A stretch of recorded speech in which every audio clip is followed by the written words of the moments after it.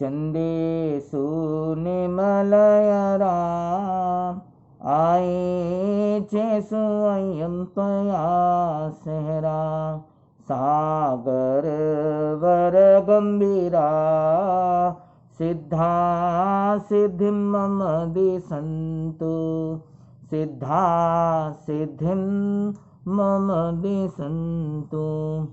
त्रैलोक्यनाथ शासनेशपति भगवान महावीर स्वामी एवं उन्हीं की आज्ञा में सतत विचरण करने वाले जीवन निर्माता ज्ञानदाता मम आराध्य पूज्य गुरुदेव के पावन चरणों में अत्यंत भाव भक्ति के साथ विधि सहित वंदन नमस्कार अर्पित करते हुए सामायिक करना है, संभावों में आना है, सामायिक करना है, संभावों में आना है, विभावों को छोड़ के आत्म भावों में रमना है, सामायिक करना है।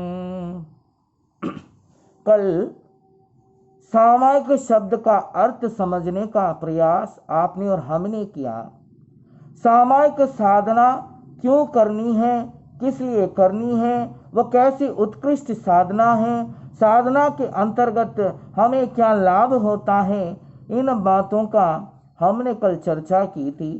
और उसी साधना के अंदर उस सामायिक साधना के अंतर्गत में कैसे दान की आराधना होती है, दान की पूजा होती है, इन बातों को भी हमने चिंतन किया है। आज सामायिक साधना की ओर आगे बढ़ते हुए प्रथम चरण में सामायिक विधि से शुरू करने के लिए जा रहे हैं। सामायिक विधि में परमात्मा ने प्रथम चरण में वंदन स्तुति को कहा है, यानी कि वंदना को कहा है। याद रखना, नमस्कार मंत्र को दूसरे चरण में दिया है, पर इस साधना में प्रवेश करने से पहले, इस साधना को प्रवेश करने के लिए वंदना स्तुति को आगे पहले रखा गया है। याद रखना, प्रतिक्रमण के 6 आवश्यक सूत्रों में भी उसकी आराधना करते हुए भी वंदना को ही आगे रखा है, वंदन स्तुति को ही, वंदन सूत्र को ही आगे रखा है। वंदन करने से क्या लाभ है, इस सामायिक साधना में वंदना की आराधना करने से हमें क्या मिलेगा, इन बातों को आज हम चर्चा करने वाले हैं। शुरुआत करने से पहले पुनः उस राजगिरी नगरी के अंदर आपको ले जाता हूँ जहाँ श्रैणिक महाराज विराजमान थे। श्रैणिक को जैसे ही ज्ञात हुआ कि वे नरक में जाने वाले हैं, प्रभु से पूछते हैं, अहो प्रभु, मुझे नरक में नहीं जाना है, बंधे हुए नरक कर्म को क्षय करना है, तो इनका उपाय बताइए। तब प्रभु महावीर ने दूसरे उपाय उस श्रैणिक को कहा कि है श्रैणिक, यहाँ पर जितने चारित्र आत्माएं हैं उनको तुम भाव भक्ति के साथ, अहोभाव के साथ वंदना की क्रिया शुरू कर दो, वंदना नमस्कार करने को शुरू कर दो। इस सूत्र को प्रभु महावीर ने श्रैणिक को दिया है। श्रैणिक बड़े अहोभाव से, भक्ति भाव से उस वंदना स्तुति को, उस वंदना सूत्र को शुरू करने का प्रारंभ कर देते हैं। कहा जाता है कि कुछ चारित्र आत्मा यानी कि संतों के वे क्या करने लगे, अहोभाव से वंदना शुरू करने लगे। वंदना करते करते अब गौतम स्वामी प्रभु से पूछते हैं कि अब श्रैणिक का जीव कहाँ जाने वाला है। तब परमात्मा फरमाते हैं, हे गौतम, अब ये 7वीं नारकी से क्षय करके 6ठे नारकी में प्रवेश इसका जीव हो रहा है। पुनः वह श्रैणिक अपने क्रम से आगे बढ़ते रहे और कुछ साधुओं के वे वंदना प्रदक्षिणा करने लगे, भक्ति भाव से करने लगे, बड़े विधि सहित करने लगे। अब गौतम स्वामी प्रभु से पूछते हैं तो प्रभु फरमाते हैं कि अब इसका जीव 6ठे नारकी से क्षय होकर के 5वीं नारकी की ओर प्रस्थान किया है। अब इस कड़ी को, इस क्रम को आगे बढ़ाते बढ़ाते सैनिक महाराज कुछ हजारों संतों के दर्शन प्रदक्षिणा करते हैं और करते करते थक जाते हैं, भावों में कुछ नीचे उतर जाते हैं। और थकने के बाद अब परमात्मा से गौतम पूछते हैं कि सैनिक का जीव कहाँ जाने वाला है। तो परमात्मा कहता है अब इसका आयुष्य कर्म बंद हो गया है, अब इसका जीव पहली नारकी में जाएगा। लॉजिक यह बताना चाहता हूं कि जैसे जैसे आप वंदना की प्रक्रिया, इसकी आराधना करते जाओगे, आपके बंधे हुए पूर्व में नरक का जो बंद बंधा हो उसका निश्चय ही क्षय हो जाता है। ये मेरे शब्द नहीं है, ये परमात्मा के शब्द हैं। परमात्मा ने ये राह बताया है, प्रभु महावीर ने ये मार्ग दिया है, ये सूत्र दिया है सैनिक को कि जो वंदना करता है, अहोभाव से करता है, भक्ति भाव से करता है, विधि सहित करता है, तो उनके निश्चय ही नरक में बंधे हुए कर्म का क्षय होता है। देखिए कहाँ सातवीं नारकी, इतना लास्ट, वह इतना भयंकर, इतनी पीड़ा उस नारकी का मैं शब्दों से आपके सामने प्रयास दुख का कर नहीं पाऊंगा। और वह जीव कैसे सातवीं नारकी से पहली नारकी तक पहुंच गया। तो वंदना के मात्र क्रिया करने से वहां पर ना पैसा देना पड़ा, ना वहां पर उत्कृष्ट तप की साधना करनी पड़ी, मात्र इस वंदना की आराधना, इस वंदना की पूजा, इस वंदना की अर्चना करनी पड़ी। तो वंदना करने से पहला हमारे बंधे हुए नरक कर्म का बंध क्या होता है जी? क्षय होता है। बात को आगे बढ़ाता हूँ, इस सूत्र की महिमा की, इस सूत्र की गरिमा की आप और हम आज जानने का, चिंतन करने का प्रयास करेंगे। तो पहले हम शब्दों का उच्चारण करेंगे। याद रखना, श्वेतांबर स्थानकवासी संप्रदाय के अंदर सामायिक साधना में प्रवेश करने के लिए सबसे पहला सूत्र वंदना सूत्र है।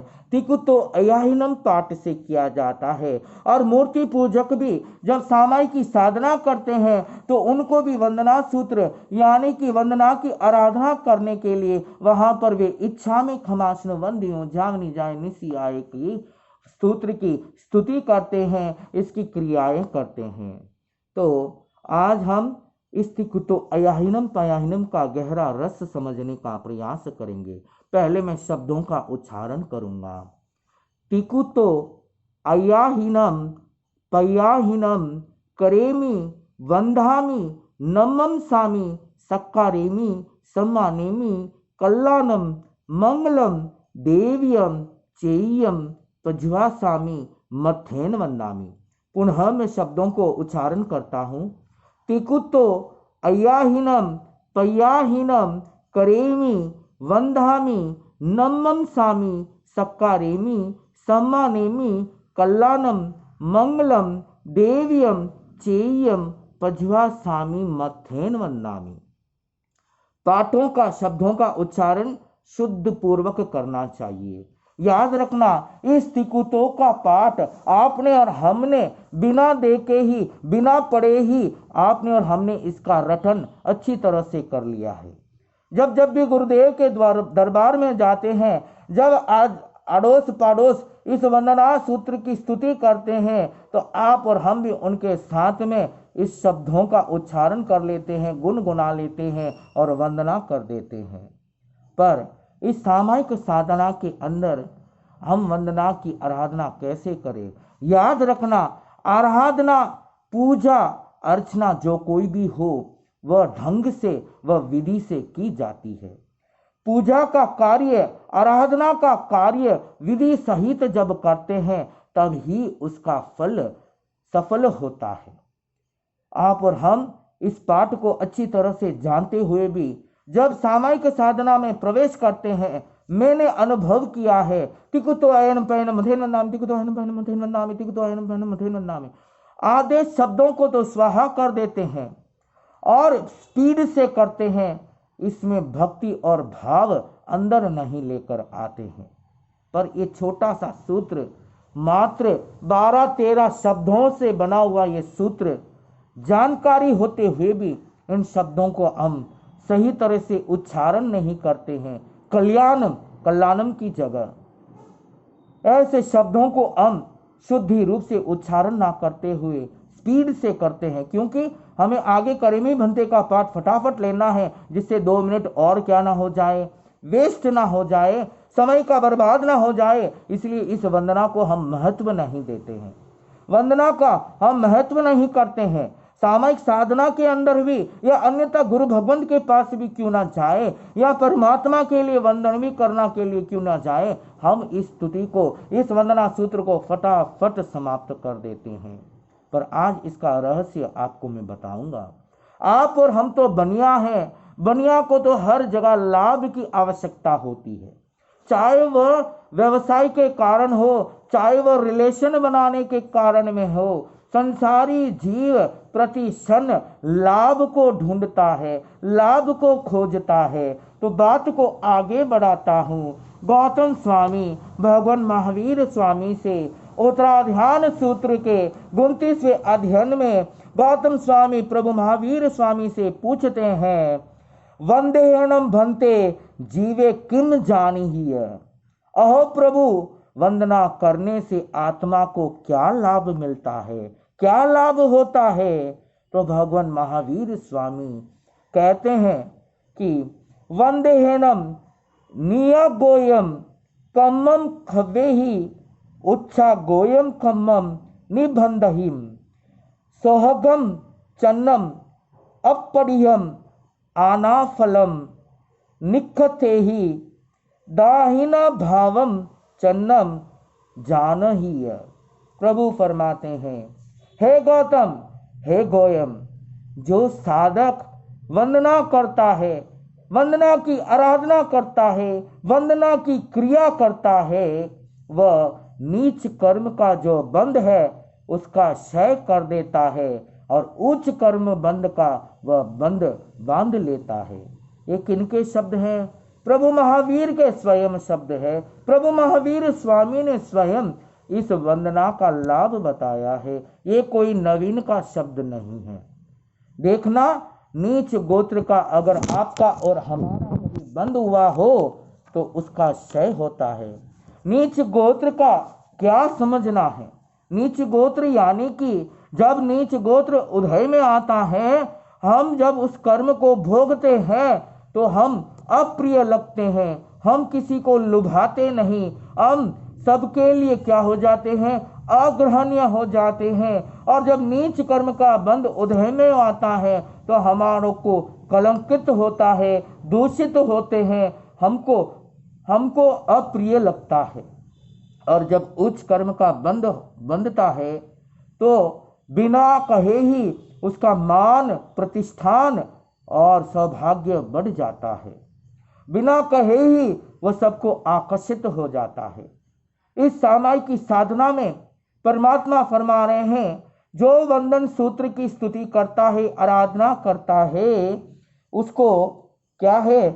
कुशलता एवं सप्रियता, सर्वप्रियता की प्राप्त होती है, सौभाग्य की प्राप्त होती है, मात्र वंदना की आराधना करने से। मात्र इतना करने से आपको करोड़ों को दान देकर के नाम लेना वो अलग बात है। जब करोड़ों का दान दोगे, जब करोड़ों का सहायता आप किसी को करोगे तो नाम तो हो जाएगा, क्योंकि आपने काम जो किया है। पर इस सामायिक साधना के अंदर प्रतिदिन जब आप एक सामायिक उस पुण्य श्रावक की तरह करना प्रारंभ कर दोगे, एक सामायिक की साधना में पहली विधि में जब आप वंदना सूत्र की आराधना करना शुरू हो जाओगे तो बिना कुछ दिए, बिना कुछ किसी को किए आप सर्वप्रिय हो जाओगे, आपकी सौभाग्य खुलने लग जाएगी। ये प्रभु महावीर कहते हैं, इसकी आराधना करने से, वंदना सूत्र की आराधना करने से क्या होता है? जीव को सौभाग्य और सर्वप्रियता की, प्रतिष्ठाता की प्रधान बढ़ जाती है। आगे देखिए, वंदन करने से नमन पुण्य जो है, नमस्कार पुण्य जो है, उसका उपार्जन होता है। दूसरा यह महत्व बिंदु है कि मात्र नमने से, मात्र झुकने से पुण्य कर्म का उपार्जन होता है। कल मैंने कहा कि दान में जब आप सामायिक करेमी भंते का पाठ लेते हो, 48 मिनट आप दान की आराधना करते हो और 48 मिनट आप क्या कर रहे हो, पुण्य कर्म का उपार्जन कर रहे हो। वैसे ही आप जब सामायिक की साधना में प्रथम विधि में अहो भक्ति के साथ, भाव भक्ति के साथ जब आप वंदना शुरू कर देते हो तो याद रखना पुण्य कर्म का उपार्जन हो जाता है। यहाँ तक भी कहा गया है आगमों के अंदर, सूत्रकारों के अंदर, वंदना करते करते जब अहोभाव से करते हैं, भक्ति भाव से करते हैं, 3 बार वंदना करो। 3 बार वंदना प्रदक्षिणा करते समय जब आप स्वयं भक्ति भाव से अपने गुरु के प्रति, अपने परमात्मा के प्रति आप जब वंदना करते हो, अंदर में जब आपके भाव की शुद्धि होती है, उत्कृष्ट भाव की रसायन जागृति होती है, गुरु के प्रति भक्ति का भाव जब उभर के आता है, उत्कृष्ट रसायन होता है, तो तीर्थंकर नाम गोत्र का भी क्या होता है, बंद होता है। मात्र झुकने से, मात्र नमन करने से जब भावों की तरंगे बड़े शुद्ध हो जाते हैं तो याद रखना तीर्थंकर नाम गोत्र का बंद होता है। इन 20 बोलों में से एक बोल यह भी बताया है कि 5 पदों की सेवा, भाव भक्ति, उनकी नमन करने से भाव भक्ति और उत्कृष्ट रसायन आ जावे तो जीव तीर्थंकर नाम गोत्र का बंध बांध लेता है। तो बड़े सरल उपाय है तीर्थंकर नाम गोत्र बंद करने का। बस होना है तो इस वंदना की विधि सही ढंग से करना।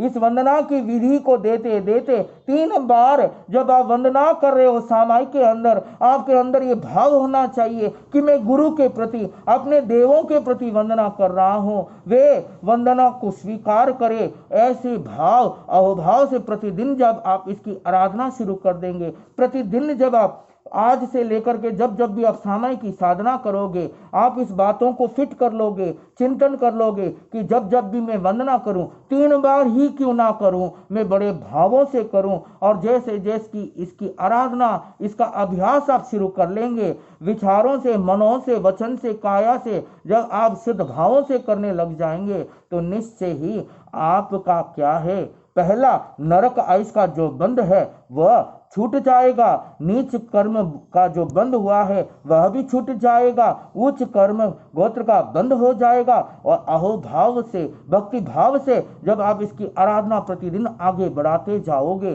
प्रतिदिन आप और अंदर से बड़े अहोभाव से, भक्ति से जब इसकी स्तुति, इस सूत्र की वंदना की क्रियाएं शुरू कर दोगे विधि सहित, तो निश्चय ही आपके जब भावों में अभाव आ जाए, अहोभाव आ जाए, बड़े उत्कृष्ट आ जाए, तो निश्चय ही तीर्थंकर नाम का गोत्र क्या कर लोगे, बंद कर लोगे। प्रैक्टिकल लाइफ में आप देखिए, जब आप सवेरे सवेरे अपने माता पिता के पैर छूते हो तो वे माता पिता बड़े प्रश्न होते हैं, और प्रश्न होकर के क्या करते हैं, आपके सर पर, आपके कंधे पर थपी थपाते हैं ना। क्यों? आपने मात्र उनके चरणों को झुका है। और याद रखना, ये लॉजिक देख लेना, जब भी आप अपने बड़ों को प्रतिदिन झुकते हो तो आप प्रियवान लग जाते हो, आप विनयवान लग जाते हो। 4 बेटे हो तो माता पिता के लिए तो सब बेटे बेटी एक होते हैं, पर जब आप प्रतिदिन उनके चरण को स्पष्ट करते हो तो वो आप सबसे ज्यादा प्रियवान लग जाते हो, आप उनके लिए सबसे ज्यादा महत्वान लग जाते हो। और आप जो कुछ भी फिर उनके सामने बात रखो, वे आपके समाधान देने को शुरू कर देते हैं। क्योंकि ऐसा ही तो है, गौतम स्वामी भगवती सूत्र के अंदर जब जब भी प्रश्न करते हैं, 36,000 प्रश्न उस भगवती सूत्र के अंदर हमें पढ़ने को मिलता है। पर जब जब भी एक एक प्रश्न किए, गौतम स्वामी ने पहले प्रभु को वंदना की, विधि सहित वंदना की। ऐसे बेटे बेटे तिक तो अहन मथेन वंदामी, तिक तो हन पहन मथेन वंदामी, ऐसे नहीं, विधि पूर्वक, भाव पूर्वक गौतम स्वामी ने प्रभु महावीर स्वामी को प्रत्येक प्रश्न पूछने से पहले वंदना सूत्र की आराधना की, पूजा की। तभी तो प्रभु ने उन सारे प्रश्नों को क्या किए, समाधान किए। वे त्रिलोक के नाथ हैं, उनको तीनों लोकों का ज्ञान था, पर पूछने पर ही वे बताते थे। बिना पूछे तो आपको वे कुछ नहीं बताते थे। और जब हम इस वंदना सूत्र को, उस गौतम स्वामी ने जब क्रियाएं शुरू की, वंदना देकर के एक एक प्रश्न पूछा, तो एक एक प्रश्न का जिज्ञासा भगवान महावीर स्वामी ने बड़ी सरलता से उनका समाधान किया। तो सूत्र हमें यह संदेश देता है, हमें यह बोध देता है कि इस वंदना सूत्र को करने से हम अगर कोई नए ज्ञान सीखना हो, नए ज्ञान की आराधना भी करनी हो, तो इस सूत्र की साधना करनी जरूर। हमें कुछ सीखना हो तो 3 बार वंदना प्रदक्षिणा देकर के सीखना हो।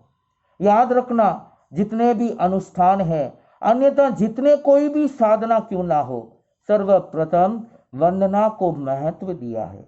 वंदना देकर के ही अनेक अनुष्ठान, अनेक साधनाएं शुरू होती है। चाहे वह घंटाकर्ण महावीर का हो, चाहे वह ओष्ठग्रम स्तोत्र का भी अनुष्ठान क्यों ना हो, पर बिना वंदना की क्रिया से, बिना भक्ति भाव आदान प्रदान करते हुए आज्ञा लेने से पहले इस सूत्र की आराधना, इस सूत्र की पूजा अवश्य सभी करते हैं। तभी जहाँ कहीं वे बड़े बड़े अनुष्ठान, वे बड़े बड़े साधना सफल होते हैं। जैसे वंदना करते हैं हम अपने गुरुदेव के प्रति हो, अपने परमात्मा के प्रति हो, तो हम प्रियवान हो जाते हैं। और आगे जब दूसरी साधना बढ़ती है, वहां पर कोई कष्ट नहीं आता है, वहां पर कोई बाधा नहीं आता है। आ भी जाता है तो वह टल जाता है इस वंदना की स्तुति करने से, इस वंदना को करने से। तो वंदना का शब्दों का घोष हमने देखा है कि तीखू तो 3 बार अयाहीनम, दाहिने होर से पयाहीनम प्रदक्षिणा करेमी, करता हूँ वंदामी, स्तुति करता हूँ नमम सामी, 5 अंगों को नमाकर, झुकाकर नमस्कार करता हूँ। सकारेमी, सत्कार करता हूँ। सम्मानेमी, सम्मान देता हूँ। कल्याणम, आप कल्याण रूप हो। मंगलम, आप मंगल स्वरूप हो। देवीयम, आप देवता स्वरूप हो। चेयम, आप चैत्य यानी कि ज्ञान स्वरूप हो। इसके भावार्थ को समझने का प्रयास कीजिए। अहो गुरु महाराज, मैं अंजलि पुट को, अंजलि पुट यानी कि अंजलि पुट को 3 बार प्रदक्षिणा करते हुए अपने 3 बार इस अंजलि पुट को बाएं हाथ से, लेफ्ट से दाहिने की ओर ले जाकर के, घुमा करके प्रदक्षिणा पूर्वक स्तुति करता हूँ। अहो गुरु भगवंत, मैं अपने दोनों हाथों को अंजलि पुट को जोड़ करके लेफ्ट से राइट घुमा करके आपकी प्रदक्षिणा करता हूँ। आपको मैं अपने 5 अंगों को झुकाकर वंदना करता हूँ, नमस्कार करता हूँ। आपका मैं सत्कार करता हूँ, आपका मैं सम्मान करता हूँ। वस्त्र, अन्न, गोचरी आदि औषधि को देकर के आपका सम्मान करता हूँ। आप कल्याण स्वरूप हैं, आप मंगल स्वरूप हैं, आप देवता स्वरूप हैं, अर्थात आप ज्ञान स्वरूप हैं। अतः गुरुदेव, मैं मन, वचन और काया से आपकी परिउपासना, सेवा, भक्ति करता हूँ तथा विनय पूर्वक मस्तक झुका करके आपके चरणों में, चरण कमलों में वंदन करता हूँ। मात्र ये 12-13 शब्दों को कह करके हम अपने गुरु भगवंतों को कैसे प्रदक्षिणा देते हैं। हम अपने गुरु भगवंतों को इन शब्दों से यह अपने भावों को प्रकट करते हैं कि अहो गुरुदेव, मैं आपका सत्कार कर रहा हूँ, सम्मान कर रहा हूँ, 5 अंग झुका करके वंदन कर रहा हूँ, प्रदक्षिणा कर रहा हूँ। आप कौन हैं? आप कल्याण स्वरूप है, कल्याण स्वरूप है, जगत के कल्याण करने वाले हैं, तीनाणम तारियाणम है। आप मंगलम, मंगल रूप है। मंगल किसे कहते हैं? याद रखना, कभी कभी आपका दिया हुआ नारियल, गुड़, अक्षर यानी कि चावल, ये जो है इनको मंगल कहा गया है। पर कभी कभी ये अमंगल भी हो सकते हैं, कभी कभी ये अमंगल भी हो सकते हैं, परंतु परमात्मा आप मंगल हो, आपको अमंगल नहीं कहा गया, आप मंगल स्वरूप हो, मंगल से परिपूर्ण हो, आप मंगलमय हो। तो जो मंगल है हम उनकी आराधना कर रहे हैं। जो मंगल है उस साधक की हम क्या कर रहे हैं, पूजा कर रहे हैं, अर्चना कर रहे हैं। जो कल्याण स्वरूप है, जो जगत के कल्याण करने वाले हैं, हम उनकी क्या कर रहे हैं, पूजा कर रहे हैं, आराधना कर रहे हैं इस वंदना सूत्र के माध्यम से। आपने शब्दों का गहरा अर्थ रहस्य नहीं समझा है। एक एक शब्द को आप जब जब पढ़ोगे आपको समझ में आएगा।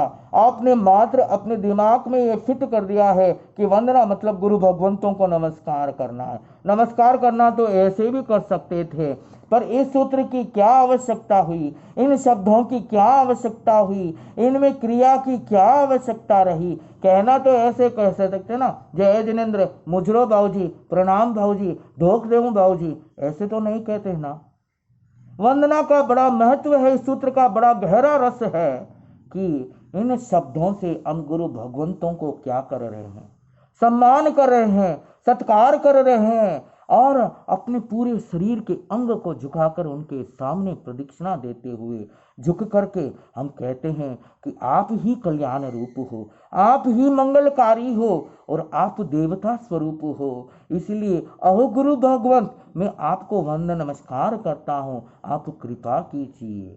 आप क्या कीजिए, कृपा कीजिए। कृपा कब मिलता है, आशीर्वाद कब मिलता है, याद रखना, झुकने से ही आशीर्वाद मिलता है। कृपा झुकने से ही मिलती है, अन्यथा मिलना बड़ा कठिन है, अन्यथा मिलना बड़ा कठिन है। तो प्रतिदिन जब आप सामायिक की साधना करोगे, प्रतिदिन जब आप उभय काल में एक सामायिक की साधना करते हो, और जब इसमें आप इस तिकुतो की पाठ की आराधना करने वाले हो, पूजा करने वाले हो, तो आप कृपा पात्र हो जाते हो। आपको बिना और आगे डिमांड कुछ किए आप कृपा पात्र बन जाते हो। आपके ऊपर कृपा बरसने लग जाती है, क्योंकि आप विनम्रता की ओर आगे बढ़ते हो।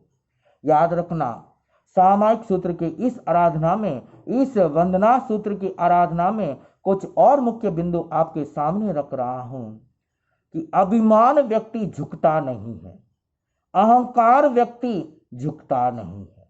जिनको मान सम्मान प्रतिष्ठान पर अधिक गर्व है वह झुकता नहीं है। याद करो उस बाहुबली को, बड़े बलवान, बड़े शूरवीर, बड़े संयमी साधक एक जगह खड़ गए, अभिमान के कारण आगे पीछे भी नहीं सरके। वह बाहुबली अभिमान से था, और जैसे ही अभिमान के गज रूप से वे नीचे उतरे, जैसे ही उनको बोध प्राप्त हुआ, उनके बहनों ने उनको बोध दिया, वे जब अभिमान से नीचे उतरे, कुछ ही क्षण में केवल ज्ञान को प्राप्त कर गए। याद रखना, यह हमें चिंतन करा रहा है कि जब अभिमान अहंकार टूट जाता है तो व्यक्ति सिद्धियों को प्राप्त कर देता है, व्यक्ति ऊंचाइयों को प्राप्त कर देता है। तो इस वंदना को करने से हम अपने अहंकार को, अपने गर्व को क्या कर रहे हैं, तोड़ रहे हैं।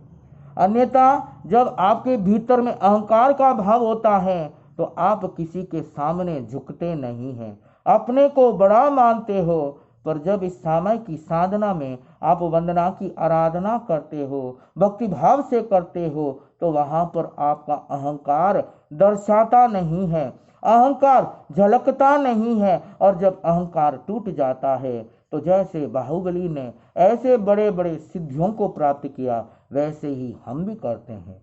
तो मान घटता है, जब मान घटता है तो सम्मान और प्रतिष्ठान स्वयं ही मिल जाता है। इस सूत्र का एक गहरा रस, एक और एक चिंतन करने वाली बात है कि इस की आराधना करते हुए हमारा अहंकार टूटता है। अहंकार टूटने से हम क्या हो जाते हैं, हमें मान और सम्मान की प्रतिष्ठा मिलती है। और साथ साथ में याद रखना, जब हमारे अहंकार टूटता है तो विनय भाव प्रतिफलित फूटित होता है।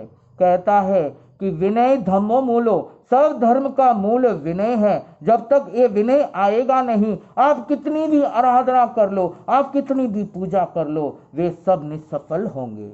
विनय जब तक नहीं आएगा, और विनय कब आता है? झुकने से आता है। विनय कब आता है? जब अहंकार छूट जाता है, तब वह विनय का भाव उत्पन्न होता है। और हम इस वंदना की आराधना करते करते यहाँ पर विनय का भी हम साधना शुरू कर देते हैं। अपने भीतर में उस विनम्रता पूर्वक का भाव भी दर्शा जाते हैं।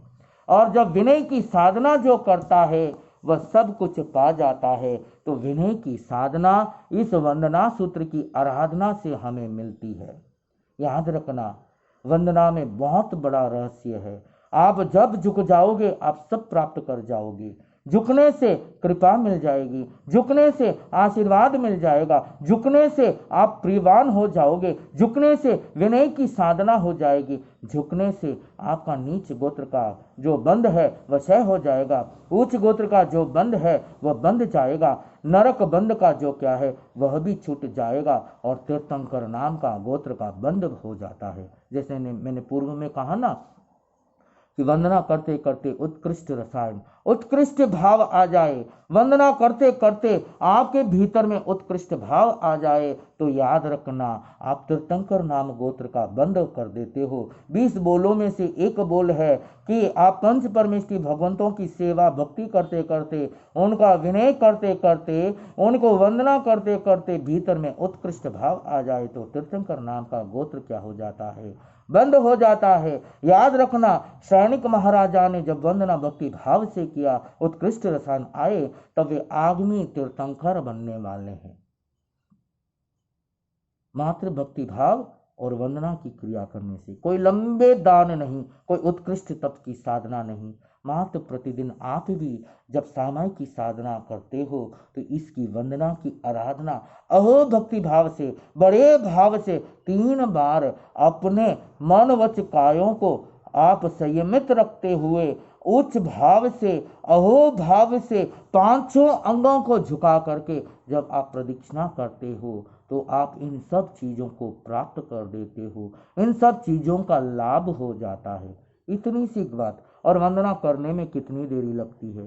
3 बार वंदना देने में, भक्ति भाव के साथ विधि सहित करने में 2 मिनट भी नहीं लगते हैं। और 2 मिनट में जब इतना लाभ हो जाता है तो करना है नहीं करना है?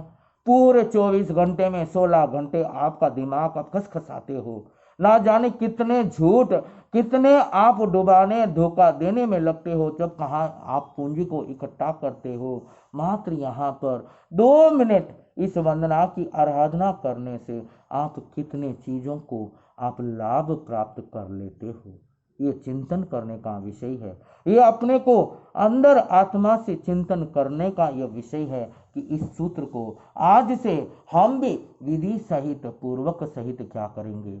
वंदना शुरू करने का, इसकी आराधना करने का प्रयास करेंगे। दूसरी बात, वंदना करने से पुण्य का उपार्जन होता है। याद रखना, 9 पुण्य के जो 9 भेद हैं, उनमें एक भेद है नमस्कार पुण्य, नमन पुण्य। मात्र नमन करने से आपका पुण्य कर्म का उपार्जन होता है। रोज आप पुण्य कर्म का नवीन बंद कर सकते हैं अगर आप प्रतिदिन इसकी आराधना करते हो। किसकी आराधना? वंदना करने की आराधना। मात्र नमन करने से, मात्र नमस्कार करने से, मात्र झुकने से इसकी जो आराधना करता है वह प्रतिदिन पुण्य की ओर बढ़ता है। जैसे कल मैंने बताया, दान की आराधना करने से, दान देने से हमको पुण्य का उपार्जन होता है, वैसे ही सामायिक साधना के अंतर्गत में वंदना की आराधना करने से, वंदना स्तुति की, वंदना सूत्र की प्रतिदिन जब इसकी हम आराधना करते हैं, इस क्रिया में जुड़ते हैं, तो हमको नवीन पुण्य कर्म का बंध होता है, निश्चय रूप में होता है। मात्र नमन करने से हमको क्या मिल जाता है जी? पुण्य कर्म का बंध, पुण्य मिल जाता है, पुण्य का उपार्जन हो जाता है। याद रखना, मात्र नमन करने से। और वो कब कर सकते हैं? जब प्रतिदिन आप सामायिक लेते हो, प्रतिदिन इस सामायिक की साधना करते हो, तो बैठे बैठे आप पूरे सामायिक में जब आप 3 बार वंदना करते हो तो आप पुण्य का उपार्जन कर लेते हो, पुण्य को कमा लेते हो। वंदना करने से कितना लाभ, वंदना करने से कितना लाभ है, इसको जानते हुए भी आप टिकटो अहनम पैनम अथेनम नामी, टिकटो अहनम पैनम अथेनम नामी इतनी जल्दी से कर देते हो। इस सूत्र का आपने महत्व नहीं रखा, आपने सोचा ये सूत्र कोई महत्व नहीं है। आप तो सामायिक साधना के अंदर मात्र करेमी भंते पाठ का आप क्या करते हो? उच्चारण करते हो। करेमी भंते पाठ को आप बड़े महत्व देते हो, पर प्रभु ने इस साधना में सर्वप्रथम वंदना सूत्र को कहा है। इस पाठ की विधि में हर सूत्र का बड़ा महत्व है, हर सूत्र का बड़ा गहरा चिंतन है, बड़ा रहस्यमय चिंतन है। इसलिए तो सामायिक साधना करने के लिए प्रभु हमें आह्वान कर रहे हैं। गुरु गौतम मुनि जी महाराज का यह संदेश है। गुरु गौतम का संदेश, सामायिक एक कर लो विशेष, छूटे सारे राग और द्वेष, सामायिक एक कर लो विशेष। आचार्य अस्थिमल जी महाराज का आह्वान। सामायिक स्वाध्याय ये 2 बड़े महान। सामायिक को महान ही कहा गया है क्योंकि आगमों को पढ़ना हर किसी बस की बात नहीं है। ज्ञान की आराधना, उच्च ज्ञान की आराधना करने के लिए हर किसी के अंदर वह सक्षमता नहीं है। उच्च कोटि की साधना, उच्च कोटि की चारित्र की आराधना करना हर किसी बस की बात नहीं है, पर सामायिक साधना हर कोई कर सकता है। चाहे वह पापी जीव भी क्यों ना हो, वह क्या कर सकता है? वह भी सामायिक की साधना कर सकता है, इसकी आराधना कर सकता है।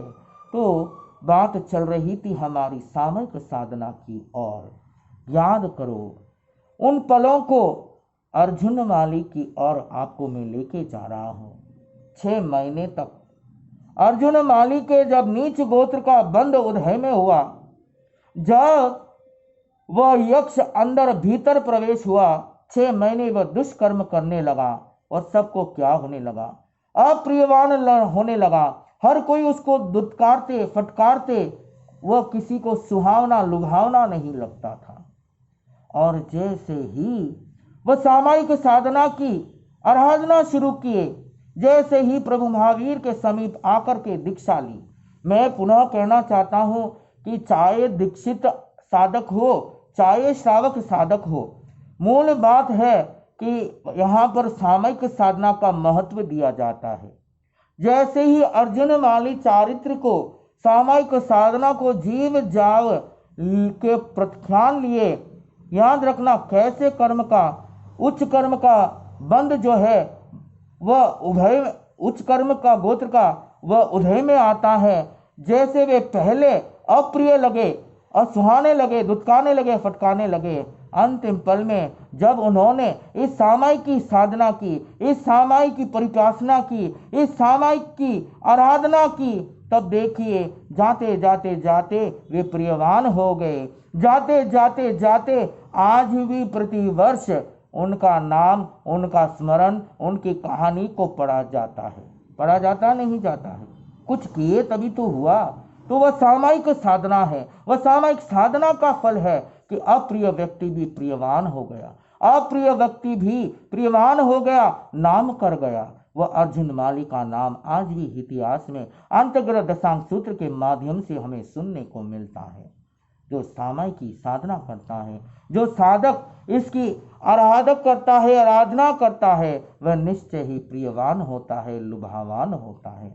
सामायिक करने से, सामायिक की आराधना में इस वंदना की महत्व बड़ी बताई गई है। जब विधि पूर्वक आप करते हो तो और किन चीज़ों का लाभ है? जैसे मैंने बोला कि नमन करने से पुण्य का उपार्जन होता है। तो पुण्य कमाना हो तो आप घर बैठे ही प्रतिदिन उभय काल में एक सामायिक करते हुए भी आप क्या कर सकते हो? आप इसका उपार्जन कर सकते हो, इसका रिजर्वेशन कर सकते हो, इसका बैंक बैलेंस का खाता है जो आप पुण्य का बढ़ा सकते हो। और याद रखना कोई भी कार्य करने से पहले वंदना जब आप करते हो तो आपको आज्ञा मिलती है। वंदना जब आप करते हो तो आपको जो पॉजिटिव वाइब्रेशंस है वे आपको आपके भीतर, आपके सराउंडिंग्स में अपने आप प्राप्त हो जाती है। आप चाहे आध्यात्मिक ज्ञान हो, चाहे व्यवसायिक ज्ञान हो, यानी कि डिग्रियों को प्राप्त करना हो, करने से पहले इसकी साधना कीजिए। वंदना करके आप कुछ भी सीखिए, आपको जल्दी सीखने का ये अवसर मिलेगा। ये मेरे अनुभव की बात है कि देखिए, अल्प ज्ञान को भी अगर मैंने प्राप्त किया है तो मात्र वंदना से प्राप्त किया है। जब कुछ भी मुझे सीखना हो, जब कुछ भी मुझे कृपा पाना हो, तो इस वंदना की आराधना में शुरू करता हूँ। और करने के बाद एक बार दो बार में ही काफ़ी चीज़ें कंटेस्ट भी हो जाती है। अरे कंटेस्ट की बात तो छोड़ो, पर जब इन सूत्रों को पढ़ने का समय मिलता है, जब वंदना से शुरू करता हूँ, तो इन सूत्रों को पढ़ करके गहरा रस, गहरा भाव अंदर से उबलता है। इन बातों को समझने के लिए मैं सक्षम तो हो जाता हूँ। वंदना में बड़ी ताकत है, आप इसको ऐसे ही मत समझना। करेमी भंते का पाठ तो है ही है। सामायिक साधना के अंदर हर पाठ की बड़ी विशेषता है, बड़ा मर्म रहस्य छुपा है। पर वंदना की शुरुआत की बात मैंने कहा कि जो जीव वंदना करता है उसमें क्या क्या लाभ होता है, ये आपने और हमने सुनने का प्रयास किया है। तो मैं आपसे यही कहूँगा कि आप सामायिक साधना में जब जब भी वंदना सूत्र, आप जब भी वंदना करते हो, पूरे शब्दों का उच्चारण शुद्ध रूप से एवं इनके भावों से, आप भक्ति भावों से उस सैनिक महाराज की तरह आप ही बड़े भक्ति भाव के साथ जब आप वंदना करने को शुरू हो जाओगे, तो आपका भी जो बंधा हुआ नरक का है वह भी क्षय हो जाएगा। इस क्रिया को करने से आपको कितना लाभ मिल जाएगा, ये आपको मैंने पूरे छोटे रूप में समझाने का प्रयास किया है। तो मैं ये समझूंगा कि आप सामायिक की साधना से जब आप इस वीडियो को सुन चुके होंगे, तब से जब आप इस साधना की आराधना करने के लिए जाएंगे, तो वंदना सूत्र जो है, इस तिकुतो अयाहिनम पयाहिनम को पाठ जो है, आप बड़े भक्तिभाव पूर्व के साथ 3 बार अपने गुरु भगवंत को प्रदक्षिणा देने को शुरू करोगे। और ऐसे करने से ही हमारे जो है कर्म क्षय होते हैं, हमारे पुण्य जो है वे खाते बढ़ जाते हैं और हमें कृपा मिलती है। हमें कृपा मिल करके हम अप्रिय से प्रियवान हो जाते हैं, सबको लुभावने लग जाते हैं। कहते हैं ना कि अगर किसी को आकर्षित करना है तो क्या मंत्र है, तो मंत्र यही है कि आप इसकी आराधना, इसकी पूजा, इसकी अर्चना, किसकी, वंदना सूत्र की आप करने के लिए शुरू हो जाओ, तो आपका जीवन भी मंगलमय हो जाएगा। जिस प्रभु को हमने मंगल रूप कहा वे अमंगल हो नहीं सकते। जिस प्रभु को हमने कल्याण स्वरूप कहा, देवता स्वरूप कहा, हम जिसकी आराधना करने वाले हैं, जिनकी पूजा करने वाले हैं, हम भी निश्चय ही एक दिन कल्याणम मंगलम देवियम चेयम बन जाएंगे। हम जिसकी साधना कर रहे हैं, जिसकी साधकता कर रहे हैं, हम भी एक ना एक दिन निश्चय ही उसकी आराधना करते करते, उसकी साधना करते करते हम भी अवश्य कल्याणम मंगलम देवियम चेयम बन जाएंगे। बस वंदना सूत्र को आप सीखिए। सीखने के बाद विधि तो अभी यूट्यूब में मिल रहा है, और फिर भी मैं आपको बैठे बैठे समझा रहा हूँ, क्योंकि मेरे सामने जो कैमरा रखे गए हैं वो अल्प मात्र का है, अल्प विजन का है। तो देखिए, आप अपने लेफ्ट कान जो है इस तरफ है, ठीक है। तिकुतो अयाहीनम पयाहीनम मात्र 3 बार करना है। काफ़ी बार आप क्या करते हो, तिकुतो अयाहीनम पयाहीनम मतलब 4-5 बार स्पीड में घुमा देते हो। पर वंदना की जो विधि है, तिकुतो अयाहीनम पयाहीनम, बस 3 बार प्रदक्षिणा देनी है। और तीनों बार ये शब्द जब आए, इधर से लेकर इधर तक आ जाना। तिकुतो अयाहीनम पयाहीनम, इतनी बार। तिकुतो अयाहीनम पयाहीनम करेमी वंदामी, करेमी में आप ऊपर से नीचे, करेमी वंदामी नीचे बैठ जाना। मतलब करेमी आप ऊपर खड़े हो, ऊपर खड़े खड़े आप वंदना की प्रदक्षिणा दे रहे हो, और जैसे ही करेमी वंधामी शब्द आए, करेमी में नीचे बैठने का प्रयास करना, वंधामी में बैठ जाना। बैठने का आसन भी जो है वह उकड़ू आसन की तरह होना चाहिए। तो करेहमी वंधामी नमम सामी, जब ये शब्द आए नमम सामी, तो अब आप इस शब्द को जैसे ही उच्चारण करते हो, भाव करते हो, नमम सामी यानी कि पूरी तरह झुक जाना, सिर्फ माथे को नहीं या हाथ को नहीं, पूरे पंच अंग को झुकाना है। देखिए, आपने इसकी रहस्य बचपन में नहीं समझा, इसका लॉजिक नहीं समझा, और अब बुढ़ापे में आपको समझ में आ गई तो काया साथ नहीं देती है। काया साथ नहीं देती है तो आपकी इसी विधि में अड़चन आ जाती है। आप इसकी विधि, इसकी क्रिया सही ढंग से नहीं करते हो। इसलिए बचपन से ही आप इस क्रिया को सबको सिखाने के लिए शुरू कर दीजिए। नमम सामी में पंच अंग, पूरा का पूरा अंग झुक जाना चाहिए, मात्र माथा या हाथ नहीं, पूरा अंग आपको झुकाना है। नमम सामी, उसके बाद आया है सक्कारिमी सम्मानिमी कल्याणम मंगलम। नमम सामी करने के बाद पुनः आप जब बैठे हो, मतलब उकड़ो आसन में, आपको सिर्फ हाथ जोड़ करके अंदर से, ये तो शब्द है सक्कारिमी सम्मानिमी, अंदर से भाव आना, अहो गुरुदेव, मैं आपका सत्कार कर रहा हूँ, आपका सम्मान कर रहा हूँ, आप ही तो कल्याण रूप है, आप ही तो मंगल है मेरे लिए, आप ही तो क्या है मेरे लिए देवता है, आप ही तो मेरे लिए ज्ञान आत्मा है। ये तो शब्द है, पर अंदर से वह भाव आना, उन शब्दों का अर्थ आपको भीतर में आना। इतना दिन क्यों नहीं आया? क्योंकि आपने इसका अर्थ की जानकारी नहीं की। पर आज इस वीडियो के माध्यम से मैंने आपको पहुंचाया है, एक एक शब्द का अर्थ पहुंचाया है, तो वह अर्थ भी भीतर से आना चाहिए। तो बात चल रही है तिकुत्तो अयाहीनम तयाहीनम करेमी वंधामी, नीचे बैठ जाना। नमम सामी, पांचों अंगों को झुका करके, सक्कारिमी समानिमी कलानम मंगलम देवियम चेयम।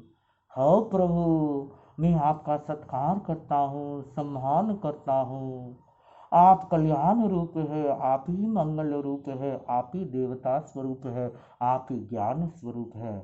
और पुज्वा स्वामी मथेन वंदामी, जब पुज्वा स्वामी आए, पुनः पुज्वा स्वामी यानी कि मैं आपकी उपासना करता हूँ। मथेन वंदामी यानी कि अब मस्तक को झुकाकर वंदन करता हूँ।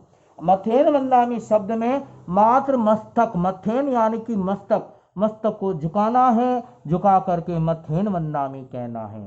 पर याद रखना, विधि के साथ साथ, क्रिया के साथ साथ भीतर में इन शब्दों का भाव के तरंगे आपके साथ जुड़ना है, तभी इस वंदना सूत्र का लाभ हमें मिलने वाला है। इस वंदना सूत्र का जो पीछे रहस्य है, वो हम इसकी आराधना करते करते ही सामयिक साधना के जरिए हम इसकी आराधना कर पाएंगे। तो आज बात हमने इतना ही रखा कि आवश्यक सामयिक सूत्र के प्रथम चरण में आपने और हमने वंदना सूत्र को देखने का प्रयास किया, चिंतन करने का प्रयास किया है। मैं समझता हूँ, मुझे यह विश्वास है कि आप इस सूत्र की जानकारी अधिक लेंगे